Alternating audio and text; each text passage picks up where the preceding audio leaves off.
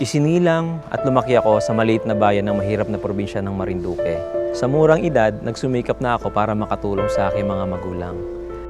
Aaminin ko sa inyo, lahat tayo ay pinanganak na hindi pantay-pantay.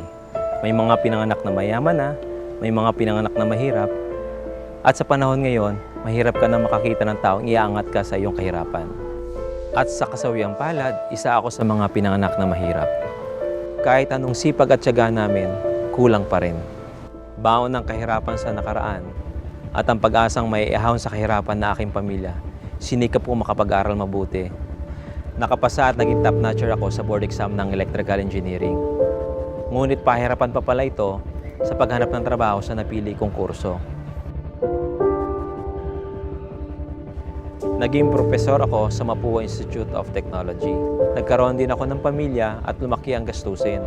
Matapos ang 8 taong pagtuturo, ako ay nag-resign. Sinubukan ko maging isang OFW, nilunok ko ang aking pride, at ako ay nag-apply bilang isang electrician sa isang sikat na shipping company. Maganda naman ang kita. Ngunit dito pala, ang binabayaran ay ang iyong kalungkutan. Malayo ako sa aking mga anak at aking asawa. Hindi ko nakikita ang kanilang paglaki, pati ang pagdesisyon sa pang-araw-araw nilang gawain, hindi ko na rin nagagawa. At ang masaklap dito, wala ako sa tabi ng mga magulang ko na dapat bumabawi ako sa kanilang pagtanda. Matapos ang ilang taon na pagiging seaman ko, nagdesisyon ako na bumalik sa Pilipinas. Baon ang perang naipon ko, naging mabait sa akin ng tadhana. Nakapagtayo ko ng negosyo sa iba't ibang probinsya. Dumating sa punto na naging maginhawa na ang buhay ko. Ngunit di ko pa rin nakalimutan ang dati kong pamumuhay. Naalala ko nung kabataan ko, marami rin akong kasabayan na gusto rin umasenso ang kanilang buhay. Buti na lang dumating si JC Premier. Nang makilala ko si JC Premier, nakita ko na ito na yung sagot sa matagal ko ng panalangin para sa pangarap ko sa mga kababayan ko sa Marinduque. Para sa pangarap ko sa mga kababayan ko sa Marinduque.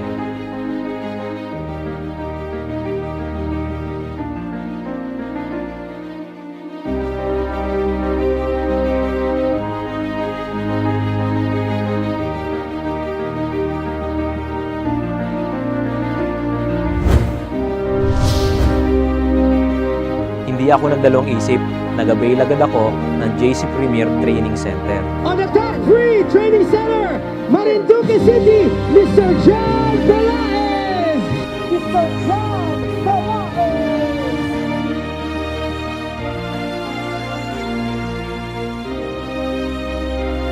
Let me formally award the FJ Cruiser to Mr.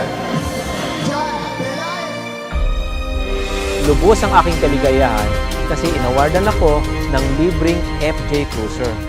Abot kamay ng kahit sinong antas sa lipunan ang ating mga produkto. Marami mga kababayan ko, marami mga empleyado ko ang gumagawa na ng negosyong JC Premier. Unti-unting nagbago ang buhay nila. Unti-unti natupad ang pangarap nila na i-share pa nila ito sa kanilang mga kapamilya, mga kaibigan, hindi lang sa Marinduque, hindi lang sa Pilipinas, kundi sa buong mundo. Ito yung mga bagay na hindi ko nagagawa nung negosyante pa lang ako. Kumikita ka na, may libreng travel ka pa sa iba't ibang parte ng mundo. Salamat sa libre! 10 years ago, sumasakay ako sa barko para magtrabaho. Buti na lang, nakilala ko ang JC Premier. Kasi ngayon, sumakay ako para mag-enjoy ng Royal Caribbean Cruise ng libre. Power!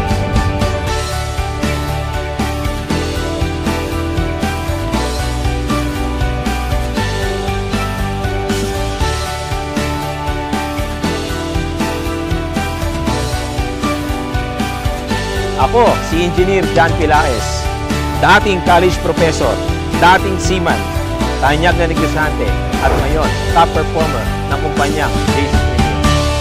Walang imposible sa taong nakikita na ang lahat ay posible.